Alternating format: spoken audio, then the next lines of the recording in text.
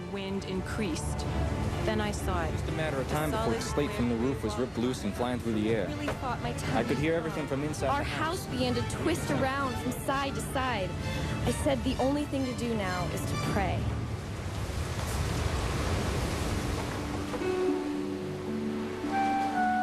It's September 1938. President Franklin Delano Roosevelt struggles to pull America out of the Depression. Congress has recently enacted the first national minimum wage, 25 cents an hour. World attention is focused on Nazi Germany's growing domination of Europe.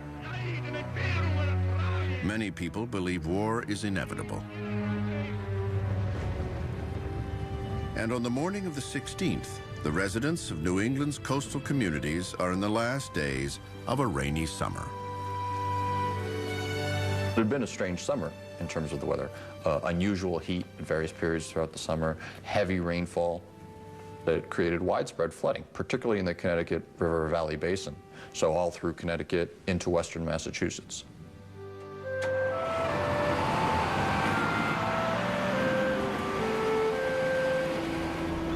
In Jamestown, Rhode Island, Norm Caswell fires up his school bus for the morning run into town. As usual, he crosses a one-lane causeway flanked on both sides by Narragansett Bay. The road is built on a sandbar, making it susceptible to flooding during the rainy summer. It's the only way for Caswell to pick up the kids on his route.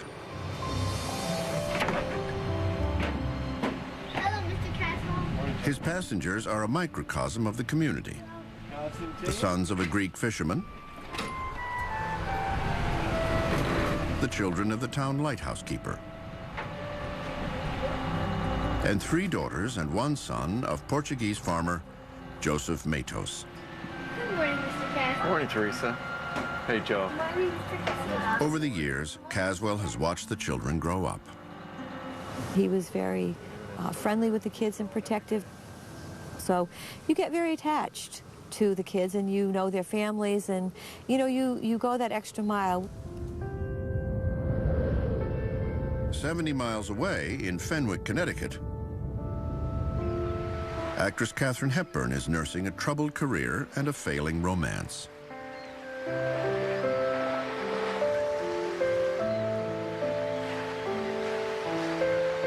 At her family's waterfront home, she distracts herself with books, golf, and swimming. For Katharine Hepburn, it was the most magical place on earth. It was a place where you could run wild, physically and imaginatively. It was summer camp every day of the year. It seems like a pleasant end to a wet season. But 4,000 miles away, a tempest is brewing in the Atlantic near the Cape Verde Islands off the coast of Africa. The islands are the birthplace of many tropical storms. They mark the edge of a huge, deep pool of warm water, and heat is the fuel that can transform a tropical storm into a deadly hurricane. Cape Verde hurricanes are purely tropical. Their processes in both formation and intensification are purely tropical, which means that they have the potential to be most efficient at turning the energy from the ocean's surface into wind energy and therefore produce the strongest hurricanes. During the first week of September, just such a storm is spawned. It starts as a cluster of thunderstorms. As it crosses these warm waters, it sucks up more and more energy. By the 14th, its winds reach 74 miles an hour, officially making it a hurricane.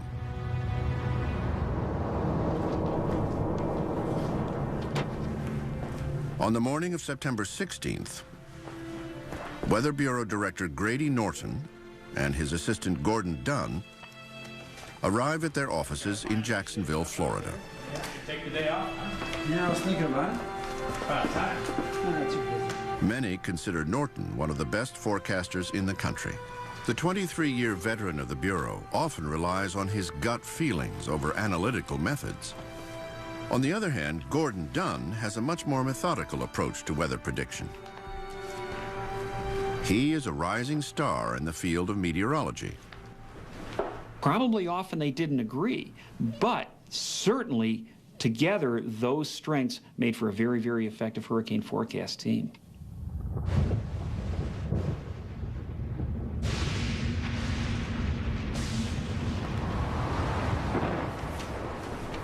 You ready? Yeah, take this. 3 years earlier, both Norton and Dunn had witnessed the calamitous Labor Day hurricane of 1935 that devastated the Florida Keys. They had warned people of the approaching storm, but had vastly underestimated its intensity.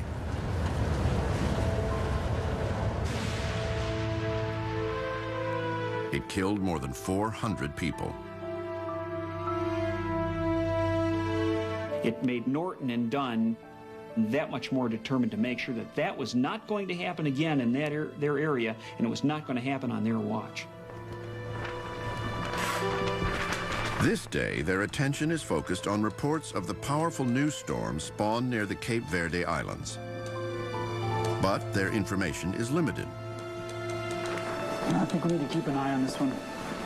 Their key tool is the barometer, coupled with close observation of wind and waves. The Weather Bureau, as of 1938, was still essentially using equipment that had existed almost for centuries. It wouldn't be until the next generation that the Weather Bureau really developed the modern equipment of meteorology, such things as radar, the use of jet planes. Most observational data still come from the thousands of military and commercial ships at sea, but delivery of information is slow. It took hours for reports to make it to an office where they could physically hand plot the map and then do their own analyses. So it was sort of like running in slow motion. What speed? On September 16th, Grady Norton picks up a ship-to-shore message that describes pounding seas northeast of Puerto Rico. Made its way almost unseen, and if it weren't for ship reports at that time, we likely would have had a hard time assessing that there even was a hurricane of that magnitude sitting out there. Norton and Dunn fear a replay of the tragic 1935 hurricane. A tropical disturbance of dangerous proportions is gathering in the Caribbean. Traveling at 20 The next morning, Norton broadcasts a storm warning for Miami and the rest of the state. Tuesday morning. People in Florida knew what hurricanes were, knew what to expect. The Red Cross was available. There were reserves of telephone workers and reserves of cleanup workers ready to go.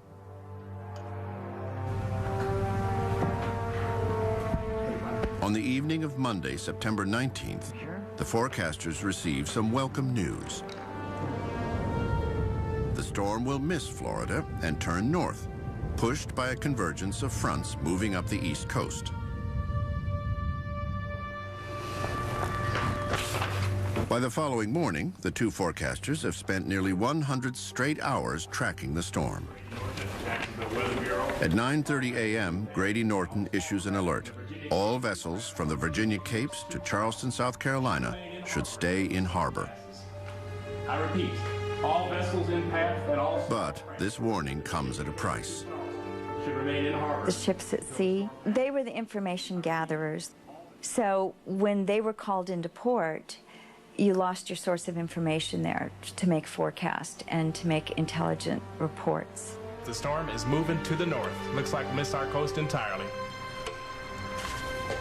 Norton and Dunn expect that the hurricane will die as it heads north and hits the cool waters off the northeast coast.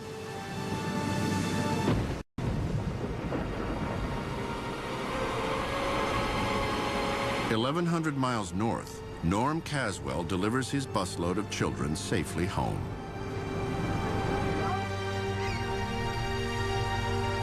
Katharine Hepburn relaxes at the summer retreat she has known for 25 years. But these familiar shores will soon become unrecognizable.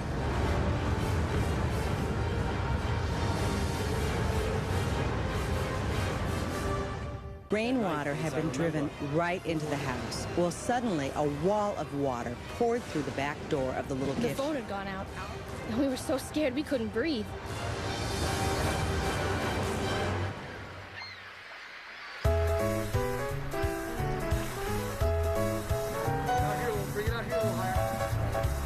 Tuesday, September 20th, 1938. Along the northeast coast of the United States, families are enjoying the last days of their summer by the shore. We had lots of friends, and it was just innocent children's play. I mean, we bicycled, we went to the movies, we went to the beach, and just it was a lovely, lovely time. In the fishing community of Jamestown, Rhode Island, Norm Caswell takes his usual busload of children home from school. Caswell knows his passengers well, and he knows they're good kids.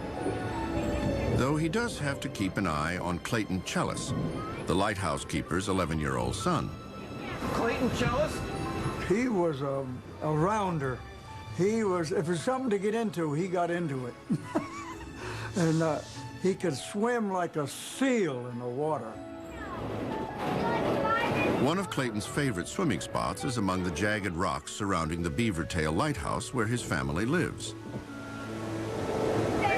But in this weather, Clayton's swim will have to wait for another day.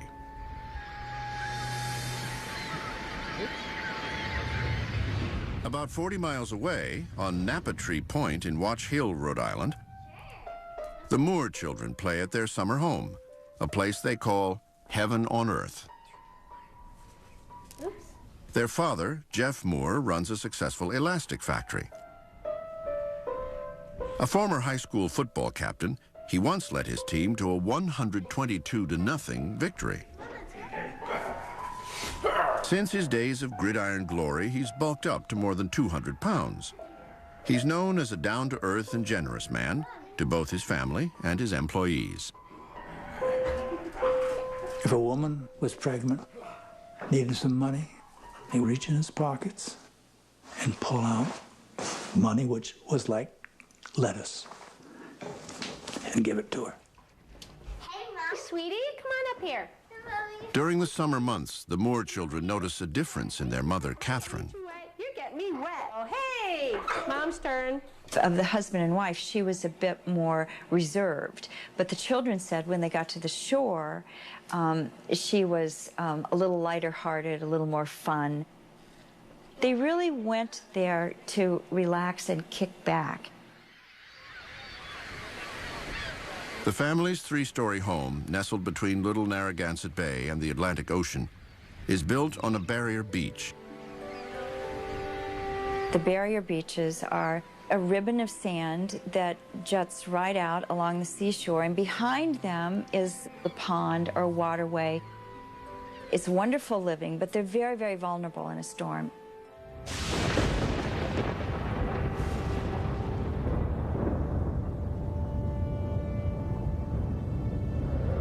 "40 miles away, rain is falling in Connecticut. That evening, actress Katharine Hepburn is relaxing in front of the fireplace at her family home in Fenwick. Thank you, darling. She ponders her tumultuous relationship with movie mogul Howard Hughes, who has recently proposed to her. At that point, Hepburn did not want to marry Hughes. And I think it was mostly because her career was in such a terrible place at that point. And I think it was very important to her to remain independent and to bring herself back. For her comeback, she mulls over whether to lobby for the role of Scarlett O'Hara or to star in a new play a friend is writing for her. It was the story of a young woman who had divorced her husband and was about to marry another man.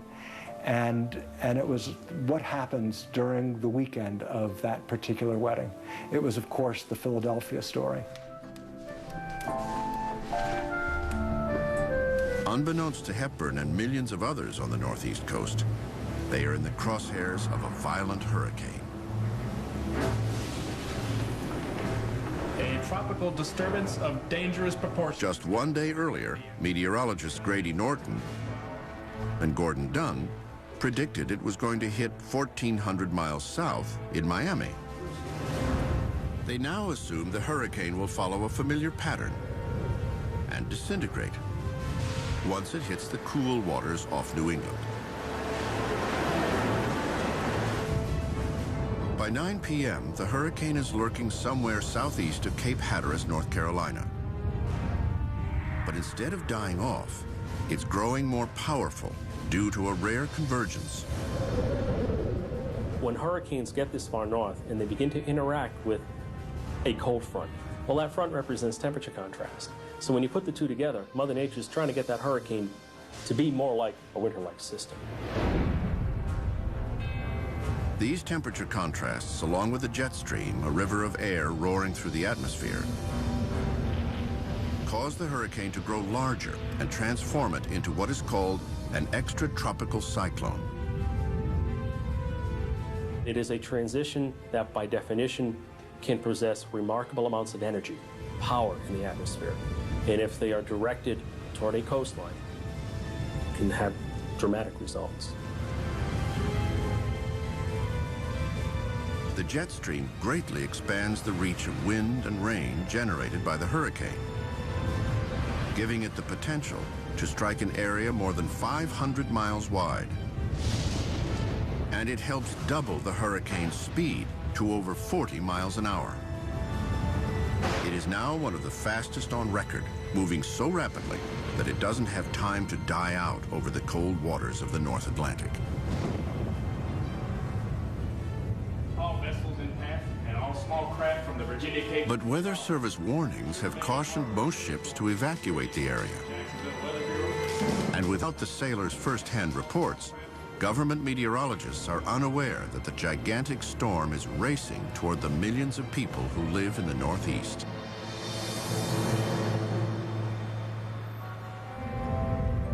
Back in Watch Hill, Rhode Island, the Moore children prepare for bed. Mommy, it's been raining a lot lately. Yes, it has. Before going to sleep, 8-year-old Kathy Moore quizzes her mother about the recent spell of rainy weather.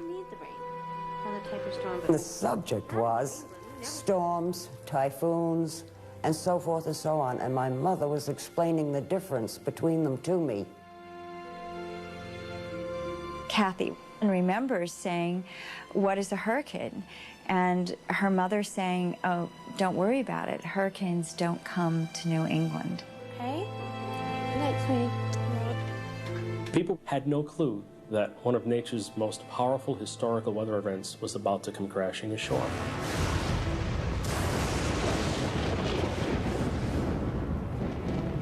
Even veteran forecasters at the Washington, D.C. Weather Bureau are certain that the hurricane will never make landfall.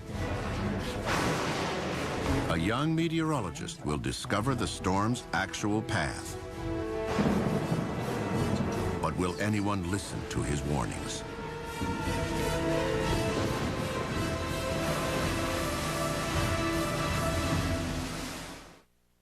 Levees pickled and screeched and we were defenseless.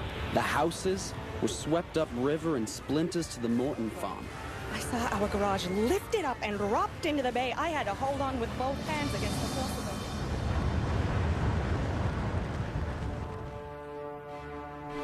it. Looks like it could be another Cape Verde. Wednesday, September 21st, 1938. For the past week, meteorologists Grady Norton and Gordon Dunn have been monitoring a storm born near the Cape Verde Islands, off the coast of Africa. Any other characteristics? From their offices in Jacksonville, they've tracked the hurricane as it narrowly missed the Florida coast and then veered north.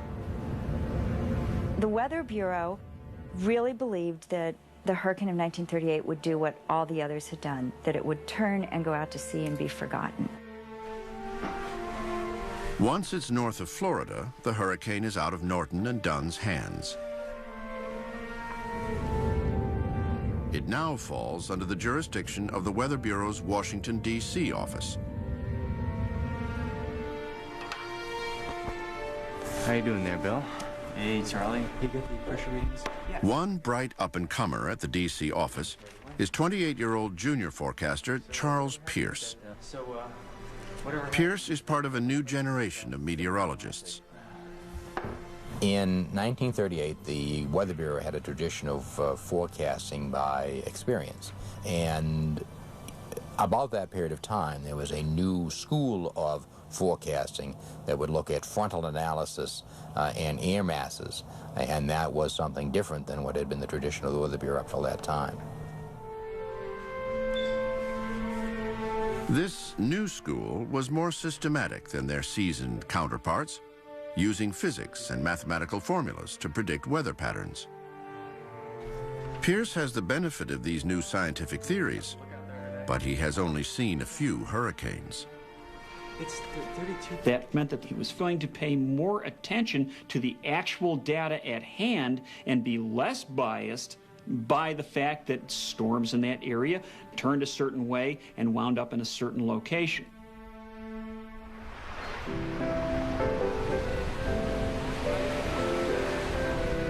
On the morning of September 21st, people up and down the northeast coast enjoy one of the last days of summer. West Hampton Beach, Long Island. When are the kids coming over? The Green family has spent the summer relaxing in their beachfront home. Tod Green's husband is at work in New York City. Hi there. Oh, how are you, Margaret and Otis and Patricia? Come on in. It had been raining off and on for days. To keep her son and daughter occupied, Tod organizes an end-of-summer gathering. Mrs. Green said that the kids were bored because it had been raining an awful lot. So she just makeshifted this party to keep them occupied because they couldn't go out. Across Long Island Sound in Fenwick, Connecticut, Katherine Hepburn decides to get in 9 holes of golf on the local course. And by the time she tees off on the final hole, she's having the game of her life. She, whacked the ball, and they couldn't find it, where it had gone. And anyway, they went looking, and there in the hole, Katharine Hepburn had hit a hole-in-one that day. It was her first. She finishes with a score of 31, a personal best. On the island of Jamestown in Rhode Island, bus driver Norm Caswell has his normal load of 9 kids in the back of his school bus. You all sit down and behave yourselves. As usual, Clayton Chellis is acting up, while the rest of the children are well behaved. 12 p.m. At the Moore House in Watch Hill, Rhode Island, the family sits down to lunch. Outside, the wind is whipping whitecaps across Little Narragansett Bay. 12-year-old Jeffrey Moore Jr. notices something strange. The sky was orange. I had never seen a sky like that before.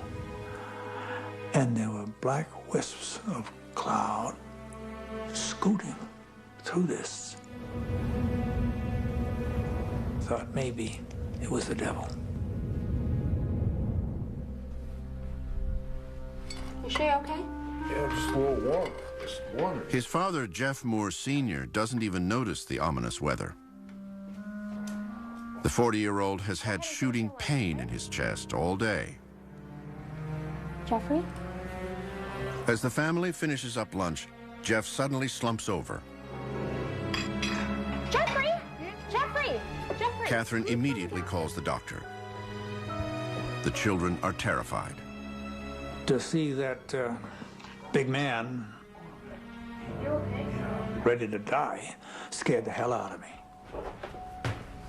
Moore is having a heart attack.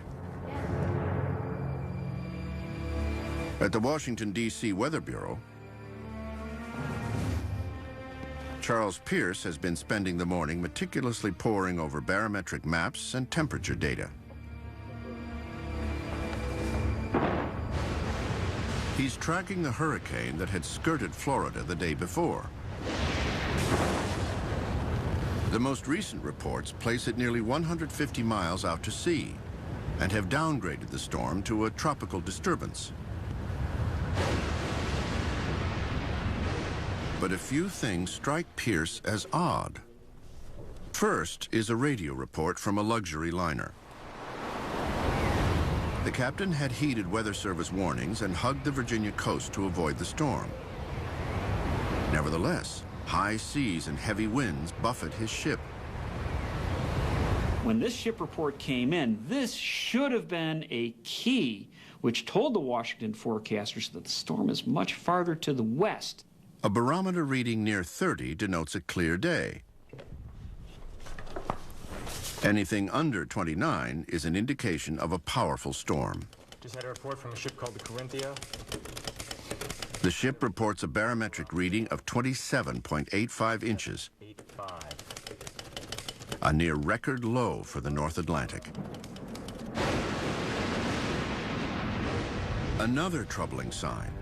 Pierce notices that a typically stable mass of high pressure off Bermuda in the western Atlantic is in an unusual position.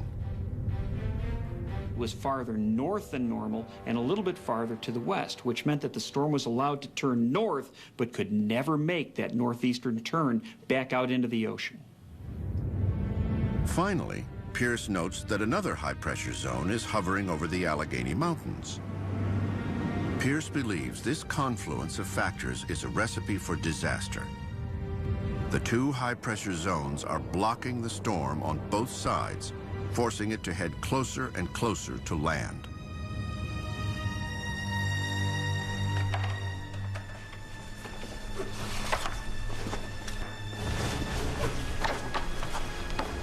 Where are you going?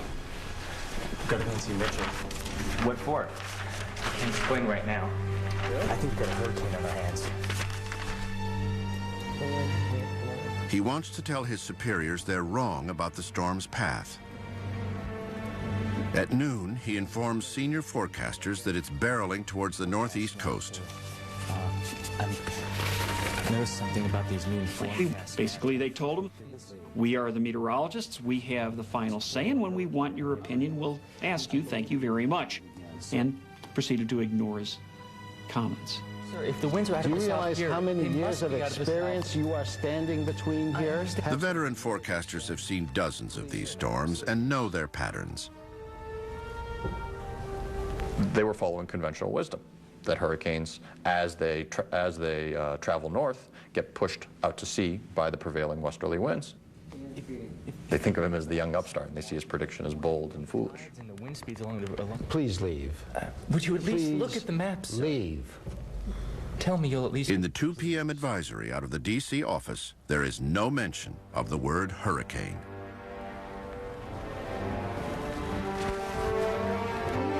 Within the next few hours, forecasters will learn just how wrong they are.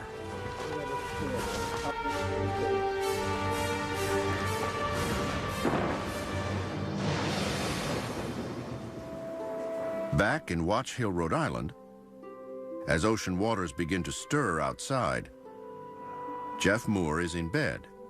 He's had a mild heart attack and is following the doctor's orders of rest with no excitement or exertion.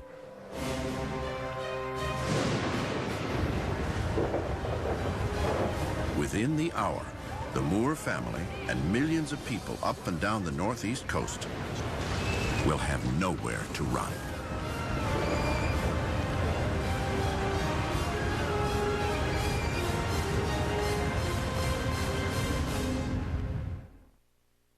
Violent Earth. Wednesday, September 21st, 1938. A rampaging hurricane with 100-mile-an-hour winds is tearing up the Atlantic Ocean toward the New England coast. The hurricane's raging speed combines with its sustained winds to increase its deadly power. If you've got a storm with highest winds of 100 miles an hour and it's moving at 50 miles an hour, well, then you have the additive effect of almost 150 mile an hour hurricane. Around 2 p.m., the hurricane grazes the coast of New Jersey. Sea spray careens over the steel pier in Atlantic City. And enormous waves shred the famous boardwalks along the Jersey shore.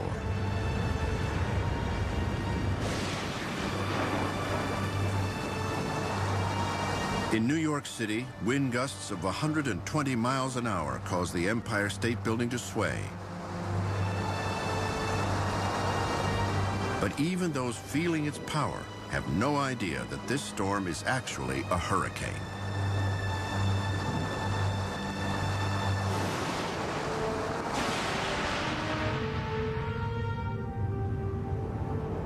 Storm clouds gather in Fenwick, Connecticut.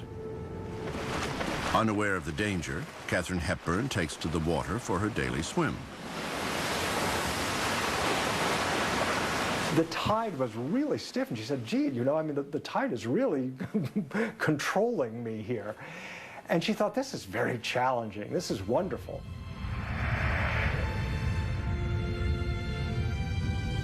By 2:30 p.m., the storm is less than 50 miles from Long Island. It was very sneaky. It stayed just far enough offshore that the people on the beaches that were having church picnics and going down there to watch the waves couldn't see it. It was just out there waiting to turn and hit them.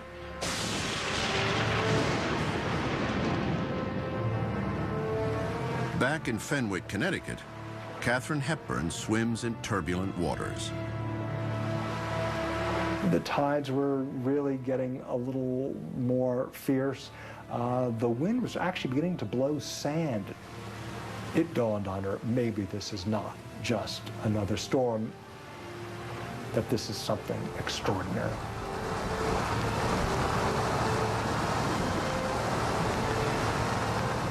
By the time she reaches her home, the surf is crashing over the seawall and onto the lawn.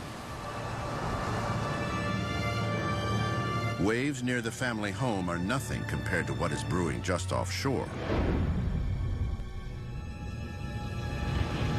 One of nature's most devastating forces, the storm surge. Storm surge is the piling up of water along the coastline caused by the force of the winds against the ocean's surface. As you force that water up the bays, the inlets, the estuaries, it's like filling a bathtub. You are surrounded on three sides. That water has only one place to go, up in its elevation. It is this deadly wall of water that typically causes at least 3/4 of a hurricane's fatalities. Today, this effect will be amplified by the tides, which are at their peak. September 21st represents the fall equinox. That is a time when we expect high astronomical tides. Atop that, we had a full moon.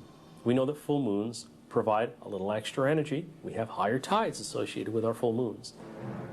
You couldn't have had it set up any worse. In West Hampton Beach, Long Island, 5 children enjoy an end-of-summer party at the Green family home while rain pours outside. 8-year-old Margaret Bradley and her 6-year-old brother Otis are fascinated by the stormy weather.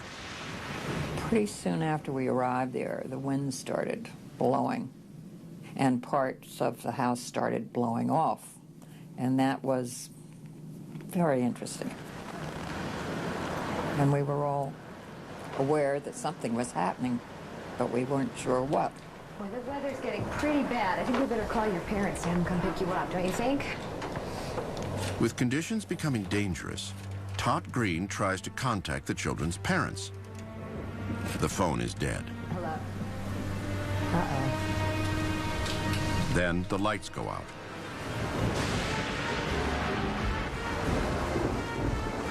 "100-mile-an-hour winds are whipping through the trees. It is just before 3 p.m. The full force of this brutal hurricane slams into the coast with astonishing strength.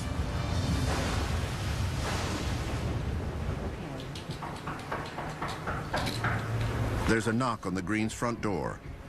Who's here? 11 neighbors stand shivering on the porch. Oh my God. They came from other houses because the greenhouse was a larger one. There were a lot of beach cottages that were only one story or didn't have an attic, and their house looks sturdier.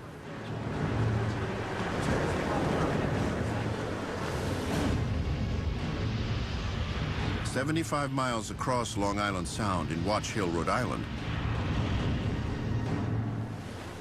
a servant has driven Ann and Kathy Moore home from school. The two girls breathlessly recount their adventurous ride home through the wind and rain. They thought this was extraordinarily exciting, the wind out, and this question that the car was perhaps going to blow off the road. Suddenly, waves and screaming winds pound the house, shattering windows. Exhilaration turns to terror. The hurricane is upon them.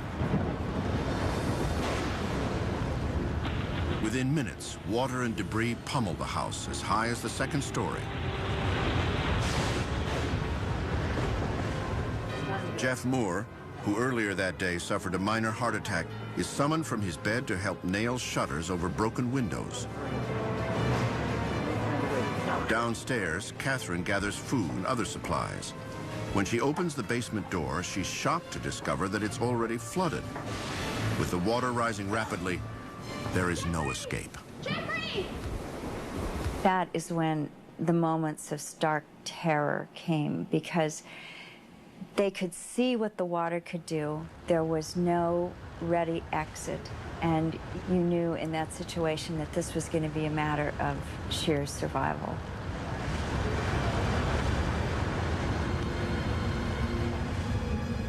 "40 miles east in Jamestown, Rhode Island, rain pours onto the already saturated ground.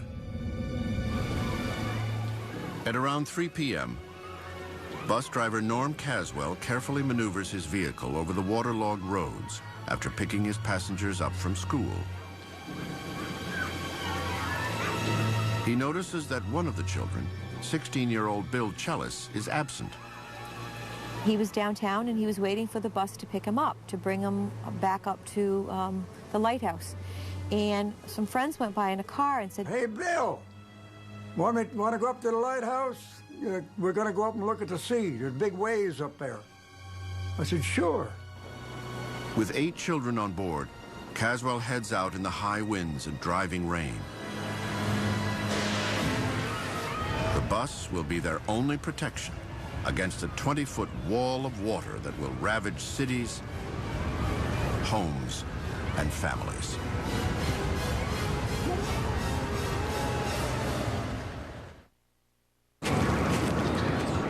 Go ahead, push it.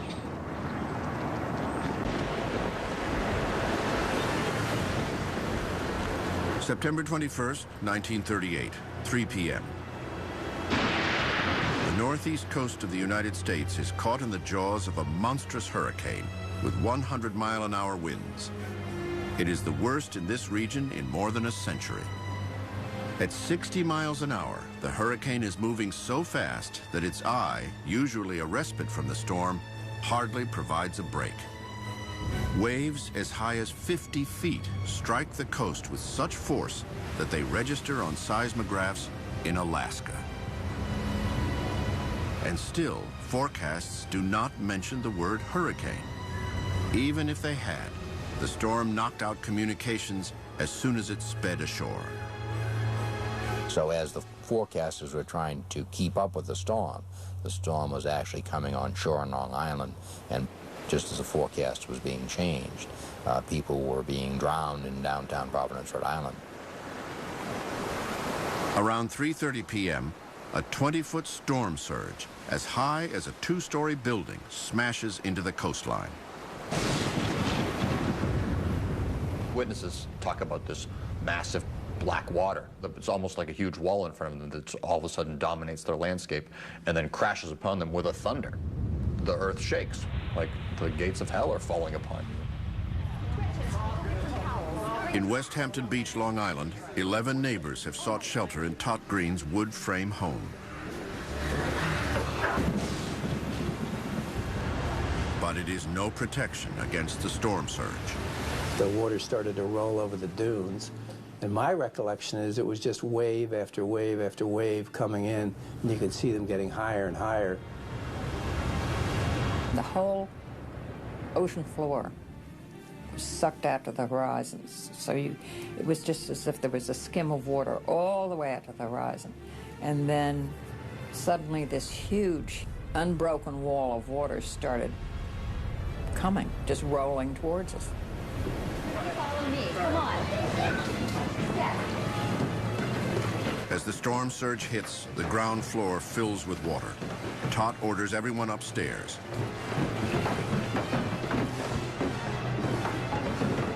She only has a single life jacket. She must make a gut-wrenching decision.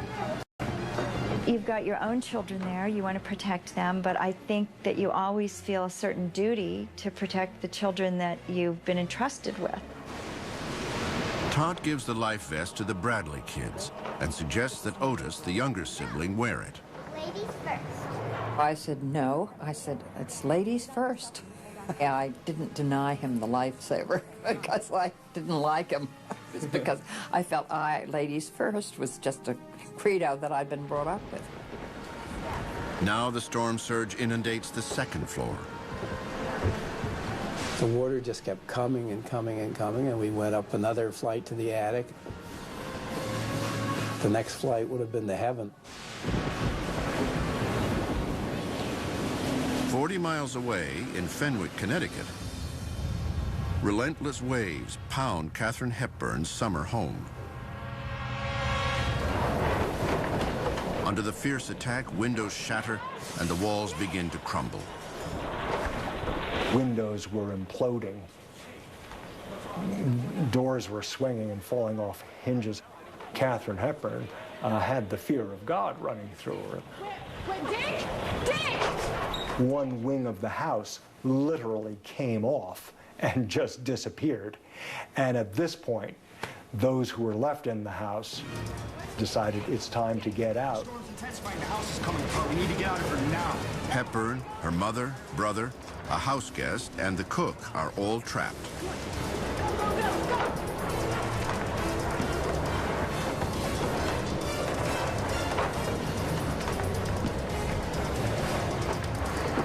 Katharine's brother Dick throws a rope out the dining room window.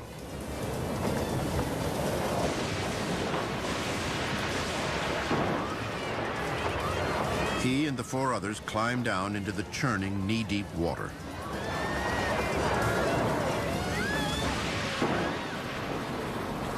"70 miles east in Jamestown, Rhode Island, bus driver Norman Caswell reaches a narrow, one-lane causeway. But the road, which usually separates 2 coves, is now overrun by water.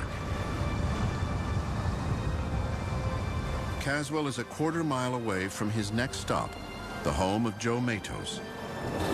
He is the father of 4 of the children on the bus. Matos is on the far side of the causeway, where his car has stalled in the floodwaters. He wants to make sure Norman Caswell doesn't make the same mistake. Joe Matos was at the corner of his property, and he tried to flag down Norman Caswell to let him know of the impending danger. He tried to flag him, but it was very foggy at that point. The surf was up, the wind was up. Through the blinding rain, Caswell creeps across the washed-out road. Halfway across the causeway, his bus stalls. You need to go sit down right now. He and the children are now surrounded by the swirling water. Fearing they will be swept away, Caswell decides the children will be safer if they leave the bus and head for the Matos house on foot.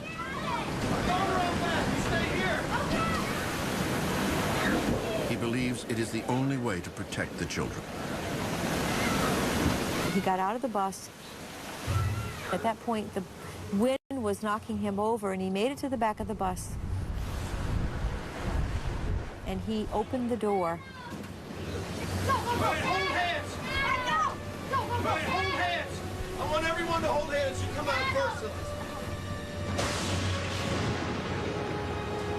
Joe Matos watches from atop high ground at the end of his property. It's okay. As one by one, the children jump out of the bus. Stand up. Come on, you go. Come on down. Then, through the salty spray, Matos spots a towering wall of water barreling toward the causeway. And his children. Joe! Daddy! Joe! 40 miles away in Watch Hill, Rhode Island, seawater has now engulfed the first floor of the Moore family's three-story home. Over here. From the second story, the family watches the storm surge wash away the home next door. Okay, all right? Everything's going all right. Moments later, a teenage neighbor bursts into the room. Where's your family? They said, "Where is your family?" He said, "They're gone." And then it all hit them that what gone meant was really gone.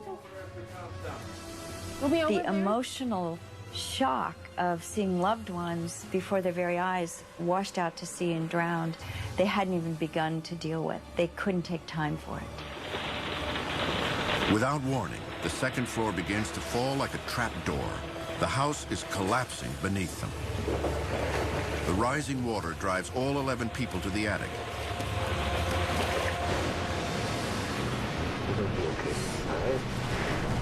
Oh my God. Two of the Moore girls begin to recite the Catholic act of contrition. Their sister Kathy clutches her rosary. It's okay, sweetie. It's okay. Okay? We firmly believed in heaven. And I guess we thought we were very good children because we were quite sure that we were going to heaven if we died. Okay? I promise. We're all together. Please. 12-year-old Jeffrey Moore readies himself to drown. Oh, we're gonna make it. We're gonna make it. I was deciding whether I would do it quickly, like that, or whether I'd fight it. And I decided I'd do it quickly.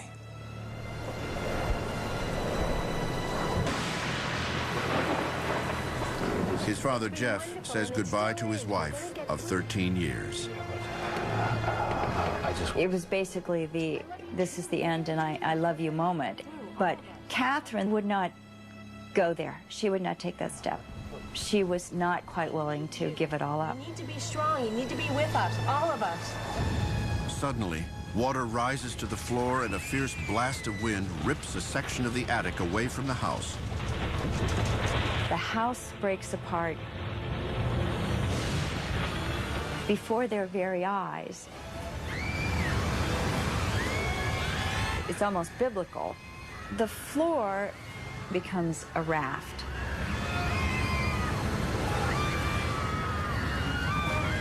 Everything underneath us, all the underpinnings, broke up, and it seemed like all of a sudden, there we were, sailing on the house. All that remains is a section of floor with 2 iron pipes sticking up and a piece of roof. Jeff Moore grabs one of the pipes, and the rest of the group hangs onto it. Massive waves push the attic floor into Little Narragansett Bay. The family has no idea where they are headed or if they will survive.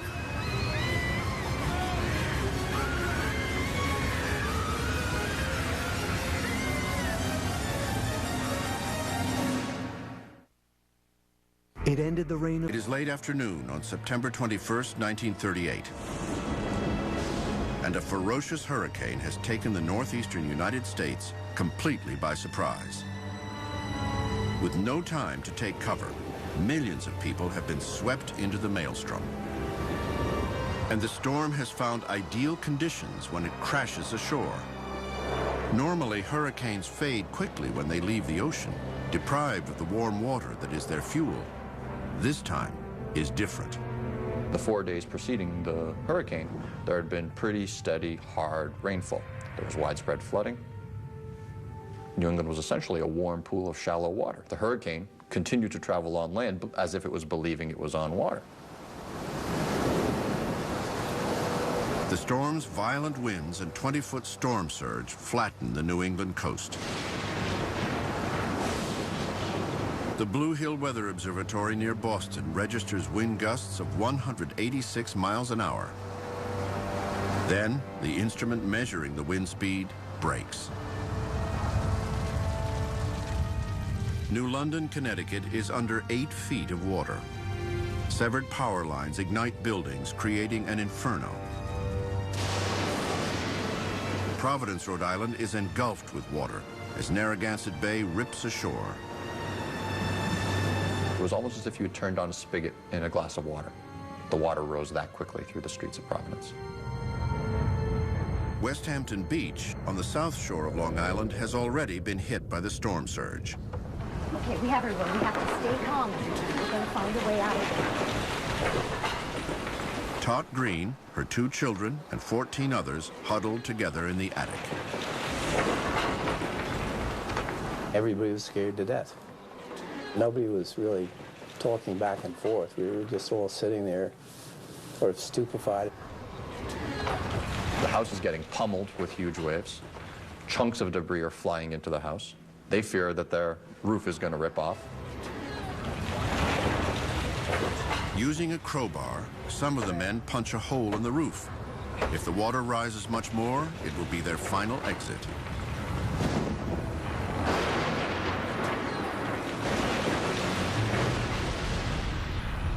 Off the coast of Natta Point in Watch Hill, Rhode Island,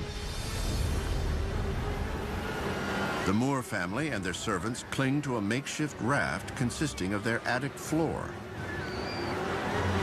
And we were just one tight little circle of people holding on to each other with tremendous, life-threatening waves. There were just waves crashing over us. And that went on for quite a while. We weren't sure where we were floating, and we were so disoriented.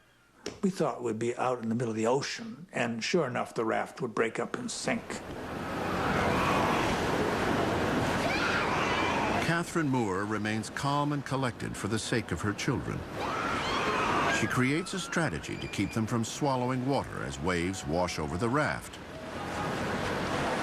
My mother would give a signal, and then we all, and then when the wave went, whew, and then here comes one, and then whew.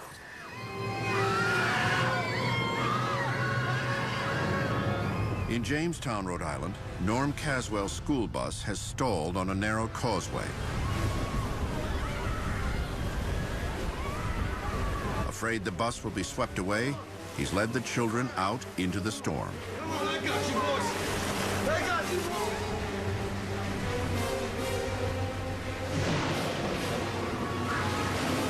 6 young passengers hold hands, creating a human chain as they struggle through the water. Caswell is carrying the 2 youngest children in his arms. Nearby, Joe Matos watches helplessly as the 20-foot storm surge heads right toward the bus and his 4 children. Then there's this huge inundation, and there's a sense of chaos. And all of a sudden, the whole area is underwater.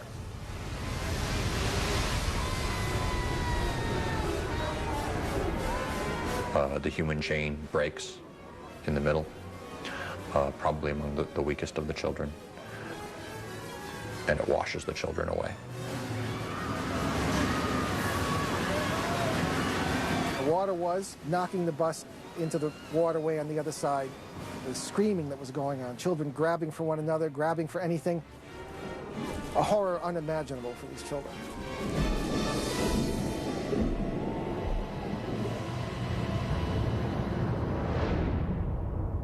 Meanwhile, Katharine Hepburn and 4 others brace against the torrential rains and piercing winds as they trudge through knee-deep water. They are searching for higher ground after barely escaping from the family's crumbling summer home. They literally watched their house come off of the piles and just float down a brook that basically connected a little lagoon on one side of the Hepburn house to Long Island Sound on the other. For Katharine Hepburn, the house sort of represented the family history. And to watch the house be destroyed was in many ways to watch that history get wiped away.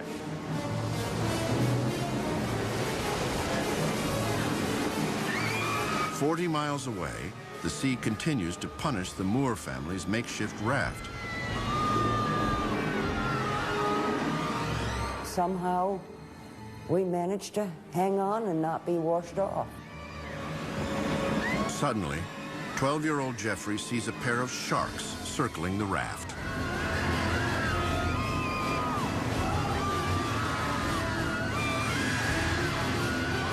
The sharks were hammerheads. I had seen them with a tuna, and they take a tuna in one bite. And I didn't want to be in the water with those babies. Strangers in an unfamiliar sea, the Moores are at the mercy of the storm. Up and down the North Atlantic shore, millions of people are feeling the same shock and confusion as the hurricane roars on. Levees. 1938. A hurricane is slamming into New England and Long Island. With wind speeds over 120 miles an hour and a mammoth storm surge, it's what would later be characterized as a Category 3 storm.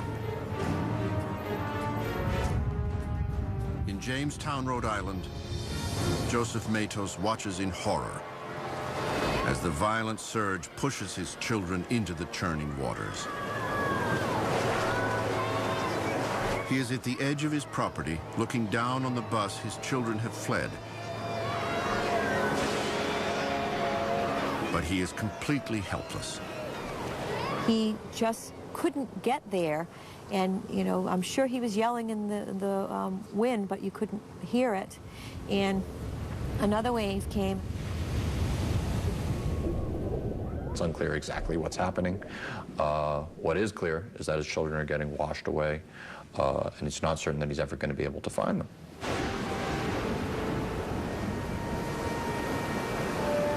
The fast-moving storm strikes cities and towns up and down the New England coastline. Homes are washed out to sea, streets obliterated by wreckage, hundreds killed.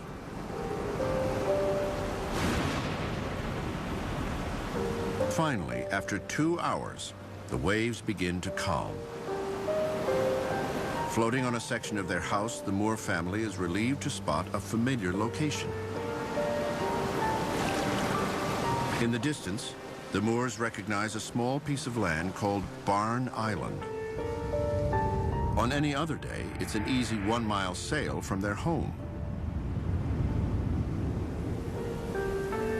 With that, all fear went from me.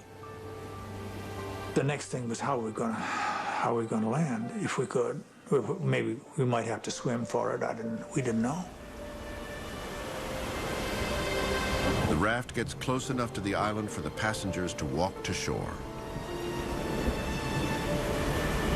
After we got off that raft and through the debris and onto the shore, that raft split in two. And you think, oh my, God was with us, or someone, some higher power was with us, because that could have happened in the middle of the bay. The worst part of the hurricane is now over, but winds are still strong. They were soaked to the skin, they were freezing cold, and they realized they were going to have to spend the night there. They had no idea that the hurricane had been so destructive along the entire coast. They thought it was just their area. Barefoot, the Moores and their servants trek through jagged debris and briars in search of shelter. They finally settle on some haystacks and fall asleep. It was a miracle that we were on that cluttered up, cold, windy island. I mean, it was a little bit of heaven that night.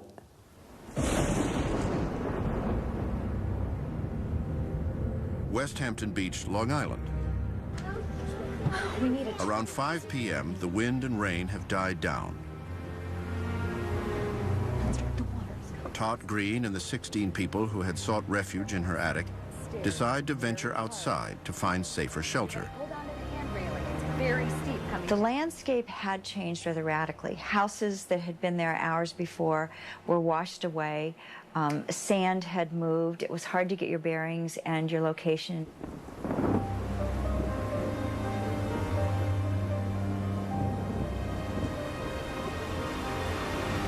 The men hoist the children onto their backs as the group walks through water thick with debris. Sopping wet and freezing cold, they head toward a stone house still standing down the road.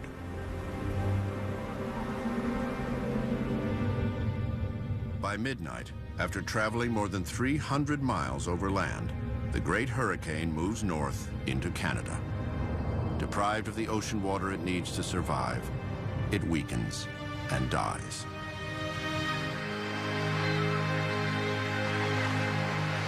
September 22nd, 1938.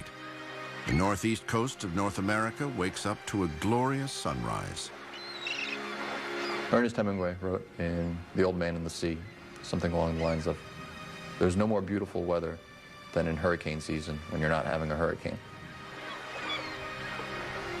September 22 is this brilliant day, but what is on the ground is chaos, Armageddon.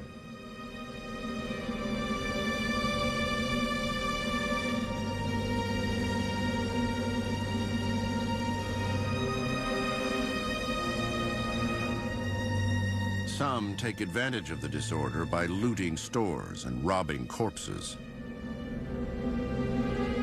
There's a sense of desperation that is based in the Depression. You know, the poverty is so deep and so enduring that perhaps many people see this brief window of opportunity to escape that poverty. States respond immediately by imposing martial law and dispatching the National Guard to handle the disorder. Some troops are issued shoot-to-kill orders to deal with looters.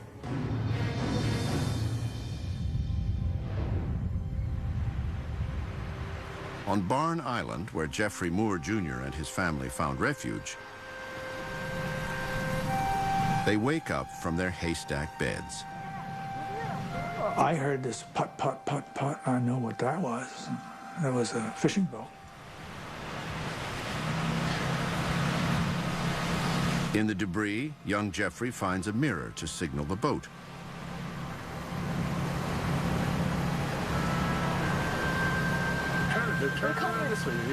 As it approaches, in the distance, the Moore family can see Napa Tree Point, where their summer home once stood. Napa Tree Point was really wiped off the face of the earth. The sand was there, the point was there, but the houses were all washed away. I can't imagine how it felt to my parents. Their wonderful, wonderful house that they had built, their love of the sea, the love of the location, the wonderful neighbors, the life we had led there, simply gone. On Long Island, the Green family returns to the site of their home on Dune Road.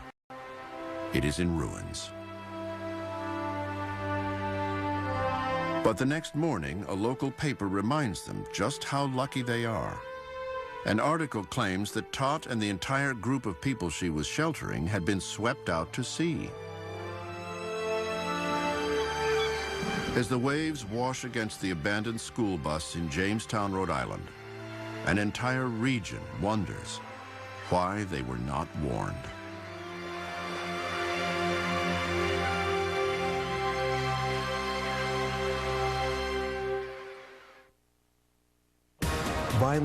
Earth, New England's killer hurricane is... September 22nd, 1938.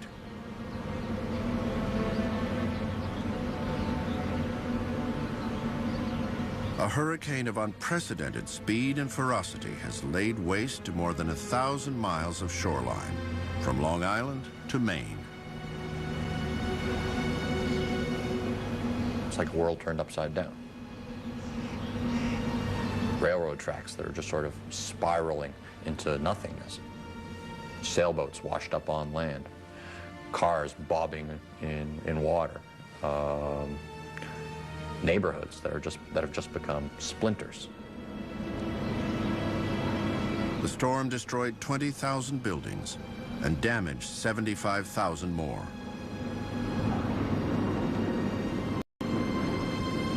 Only 5% of the population has insurance to cover the damage. The morning after the hurricane, Katharine Hepburn and her family returned to the ruins of their summer home in Fenwick, Connecticut.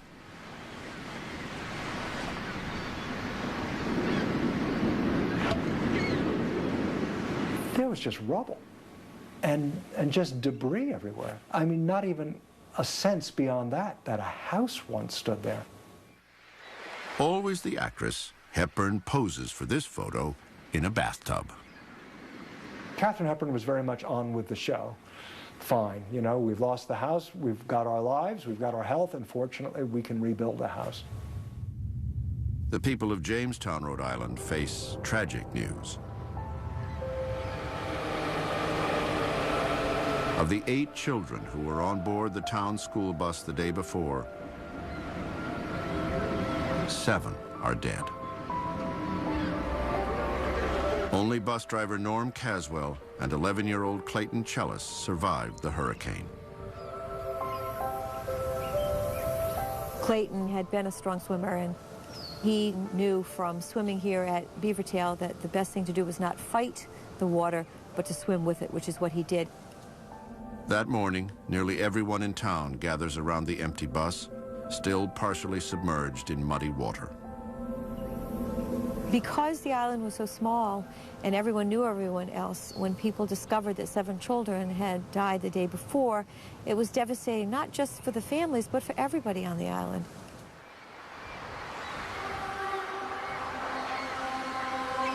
As days pass, one by one, the bodies of the tiny victims wash up on Jamestown's shore.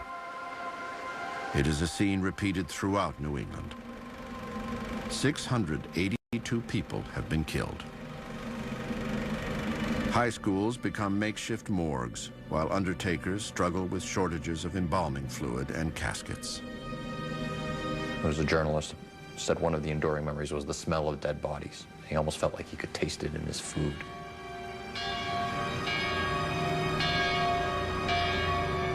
There were often triple funerals, and that was particularly the case with families. A mother would be buried with her small children if they had all drowned.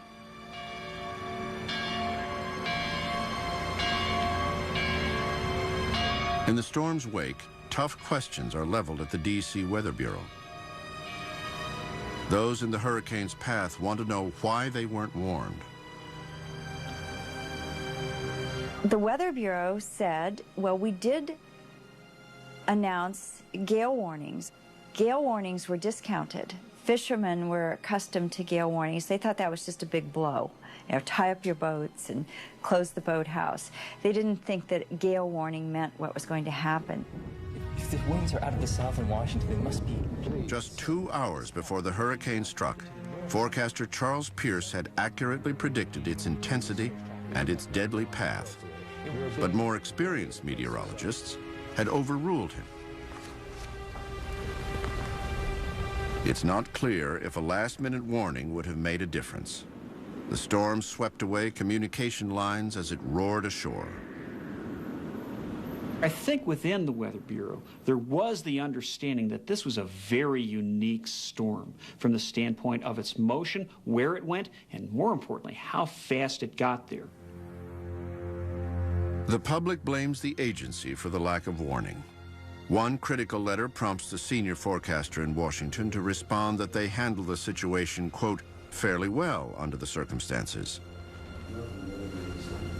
No one at the Weather Bureau lost his job after the storm. One thing that does change in the aftermath of the New England hurricane, the way in which the recovery is handled. Traditionally, private agencies like the Red Cross spearheaded relief efforts. But in the 1930s, President Franklin Roosevelt's New Deal programs become the cornerstone of the relief efforts. The Depression makes it impossible for private charity to keep up with the demand. So what we see happening in New England is the federal government stepping in and taking the place of either private charity or state or local government as a way of giving aid or trying to generate economic growth, which is what the New Deal is trying to do. Tens of thousands of unemployed men found themselves back at work again because of the hurricane. There was another unexpected beneficiary of the hurricane, the airline industry. People who've never flown before are getting on planes. The streets are choked with fallen trees, with debris. Same for railroad lines, which are absolutely torn up and destroyed. All of a sudden, there's a huge demand for flights.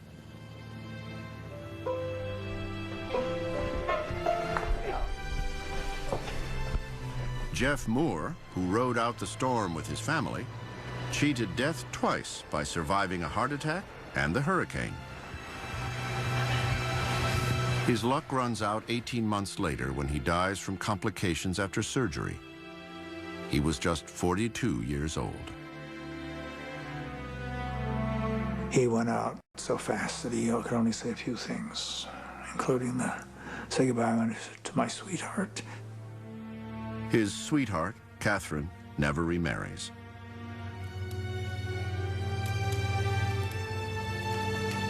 The only meteorologist to predict the storm's probable landfall in New England was Charles Pierce. He spends nearly 4 decades with the Weather Service until his retirement in 1973.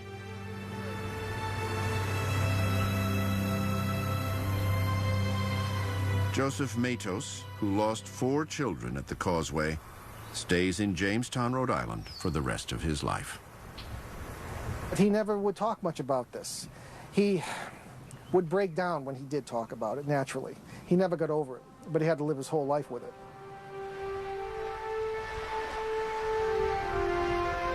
Clayton Chellis, who was able to swim to safety during the storm, follows his love of the sea by joining the Navy right out of high school. After serving in the Pacific Theater during World War II, he drowns. He was 19 years old. Ironically, the one person who survived this bus tragedy, because of his swimming ability, ends up drowning.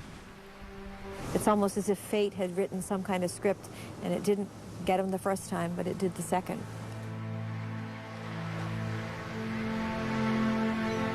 Most residents of Jamestown forgive bus driver Norm Caswell for his actions, believing he had the best interests of the children in mind.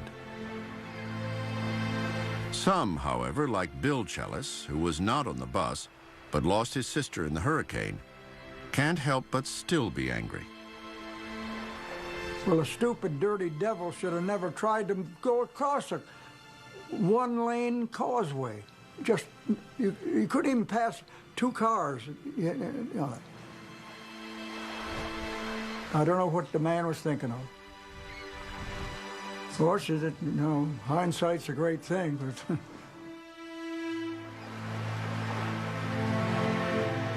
No one was harder on Caswell than himself. He became not the amiable chap people had remembered before the hurricane, but a morose type of fellow. Didn't want to talk to people. He just couldn't deal with it. Plagued by depression, he dies 8 years after the storm, at the age of 54. In the end, Katherine Hepburn does not marry Howard Hughes. Nor does she get the part of Scarlett in Gone with the Wind. The great hurricane of 1938 does, however, mark a crossroads in her life. Just as she rebuilt that house, just as she wanted it, she rebuilt her career, starting with the Philadelphia story. And after that, she really became the grande dame of American movies.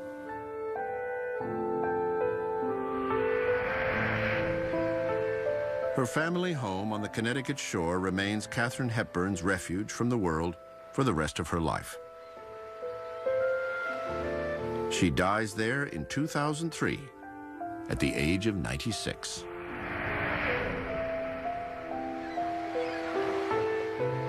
Today, meteorologists agree that another hurricane on par with the 1938 storm will likely strike the northeastern United States someday. The question is whether it will result in an equally large loss of life. Radar, developed during World War II and refined over the years, now allows meteorologists to track a storm with pinpoint accuracy. What they still cannot do is predict its behavior, what path it will take, and whether it will die out or grow to monstrous proportions.